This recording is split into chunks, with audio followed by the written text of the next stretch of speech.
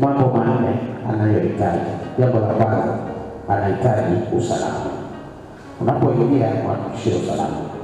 Hujamuoa umlinganisha na wanawake wengine, kwanza mko wengi, usiseme hivyo.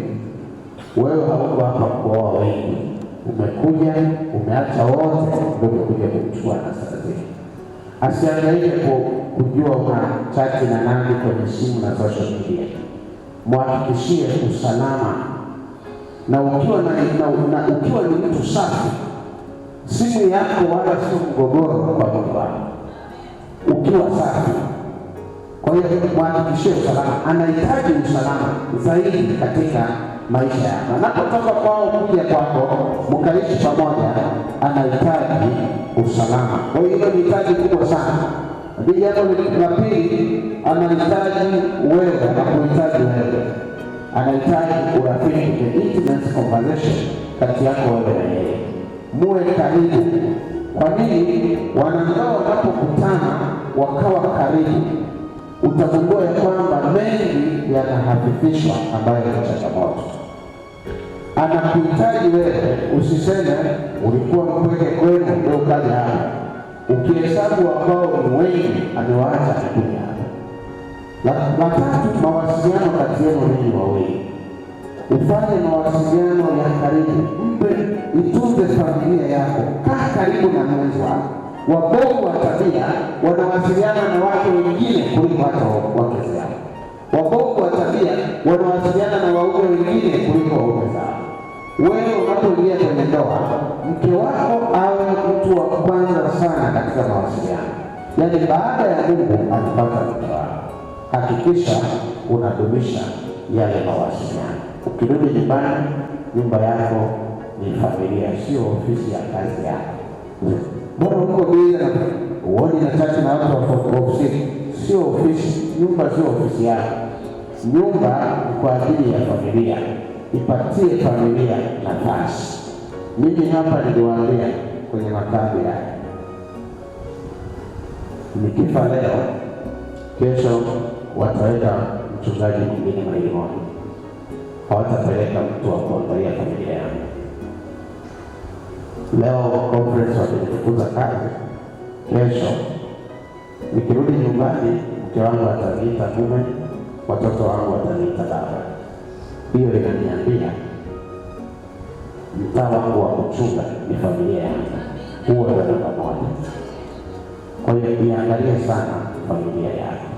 Lakini jambo la mwisho, mweke mke wako katika viwango. Mthamini. Wanawake wengi wamekuwa dhaifu mbele ya wanaume ambao hawathamini. Mweke katika bei yake. Unaoa, mweke katika thamani yake. Usimshushe thamani. Wengi wa wanandoa ambao wameenda nje ya ndoa, kina mama au kina baba, kina mama wanapotoka nje ya ndoa wanakosa uaminifu. Si kwa sababu hampendi mume wake. Sehemu kubwa hana mtu anayemthamini na kumweka katika kiwango vyake. Wanapenda kusifiwa, wanapenda kuhudumiwa. Basi fanya hivyo, msaidie, muoneshe kwamba hakuna mwanamke wa thamani zaidi yake. Bwana akubariki sana Tanzania. Bibi harusi, mwanaume anahitaji heshima. Kama una kiburi, ukiacha huko nyumbani kabla hujaenda kwenye ndoa, anahitaji heshima. Enyi watoto watiini wazazi, na kusema wakiwa wazuri au wabaya. Enyi watu watiini waume. Huyu anahitaji heshima. Sawa, mpende huyu na msaidie. Jambo la pili, anapokuja kutoka kazini, mpokee. Kina mama wachangamfu huwa wanapokea waume zao. Kimbia kabisa, yaani kama umepurumushwa hivi, kimbia kabisa, halafu mpokee. Kisha mpokea, nenda naye, mpeleke bafuni akaoge. Akimaliza, chukua taulo, mfute maji. Kisha maliza, mpake mafuta, halafu mpeleke mezani. Akienda kula, umlishe. Hiyo tutakuwa tumemaliza shule ya Sabato, halafu tunaenda huduma kuu. Baada ya kusema haya, sio anakuja unamwangalia kama shemasi wa zamu. wewe, alafu akiwa mama nina njaa, nani amekula sasa? Usiseme hivyo.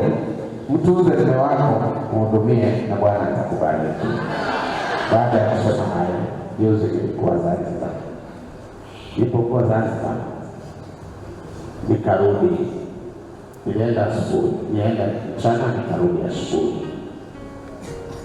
Wakati narudi asubuhi, nilikuwa kwenye chombo cha bahari, nikapanda daraja la chini sana kusevu nauli, maana ni Tanzania na maisha haya ya sasa. Wakati narudi asubuhi, bahari imechafuka sana, na kwa sababu ya kuchafuka kwa ile bahari nikasikia mtikisiko mpaka nikaogopa. Mimi huwa naogopa kusafiri majini, na conference tu ndio walinituma. Huwa sipendi mambo ya majini. Ukianguka hamna hata pa kushika, na huwa nikianguka, nikiingia majini naingia kama jiwe, yaani mpaka chini. Sasa niliposikia mtikisiko, kumbe wao wanajua. Wakati tunarudi tunakimbizana sana tunaona. Nikamwita mhudumu, naomba life jacket. Nini? Naomba life jacket. Niliwahi kuambiwa daraja la juu huwa kila mmoja anaweza kuwa na life jacket na vimeli vya kuokolea, lakini huku chini huwa ni ya kupambania. Naambia naomba samahani ya kwa namba life jacket. Sasa ule mtikisiko ulinitisha sana. Nikasema jamani, mimi ndio wafanya hukumu tena. Nilijua tunataka. Baadaye akaniambia, brother, mbona unaogopa sana? Nikamwambia nasikia pasuko na sikio. Ni kama tutazama. Akaniambia, kwa sababu ni mgeni, wewe nikusaidia. Hiki chombo unachokiona kinaposafiri bahari, methods zilizotumika kukitengeneza, katikati yake kuna levers zinazoiwezesha iweze kubeba. Wakati fulani wimbi linakuja na kuchukua chombo kwenda juu, na linairudisha wimbi kubwa sana, lakini ile moja inapopeleka juu na kukifanya kurudi, ndio zile levers. Unaposikia ile mtikisiko, hiyo inasema chombo kiko salama. Sikumwelewa. Unanitia matumaini, akaniambia hapana, sikiliza. Hizi lava ndio zinazofanya hiki chombo kiweze kuwa salama. Zakaria na Anastasia learn how to navigate katika mawimbi ya safari ya maisha ya ndoa. Wimbi linapokuchukua, uwe na zile lava, usio straight, mimi utapasuka brother. Ndoa sio hivyo. Learn how to navigate katika milima na mabonde. Mawimbi yanapochukua, zile lava zitawasaidia kusustain. Yesu anapokuwa katikati ya chombo, utasikia mtikisiko mkali, lakini uko salama. Dumuni hapo. Jambo la mwisho, unaposimama simameni. Jambo la mwisho, nilichukua ATM kadi yangu katika benki. Ilikuwa mpya, imetengenezwa ndani ya siku 2-3. Kumbe iliharibika. Katika kuitumia ile kwa rozika, sasa kila nikiweka ATM kadi ile mashine nilitema. Nikaenda katika customer care, wale wahudumu, nikawaambia samahani, njoo, nimepanga foleni ili nikufikie. Watu wanafanyaje kazi? Na hii nimechukua kwenye hii branch juzi siku 2. Akaniambia please, naomba unihudumie nini na nilikuja ukanipa huduma mbovu, sipati hela. Nasafiri na hangaika hapa na unaniomba tena na hela zangu ziko hapa. Nafanyaje? Sikumwambia mimi mchungaji. Akaniambia please, naomba nikusaidie. Naomba nionane na manager. Akaniambia sikiliza, tafadhali naomba nikusaidie. Kumbe mimi ndio nimekosea. Nikachukua kadi akaangalia, akakuta imekwaruzika. Basi akaenda akaprocess kadi.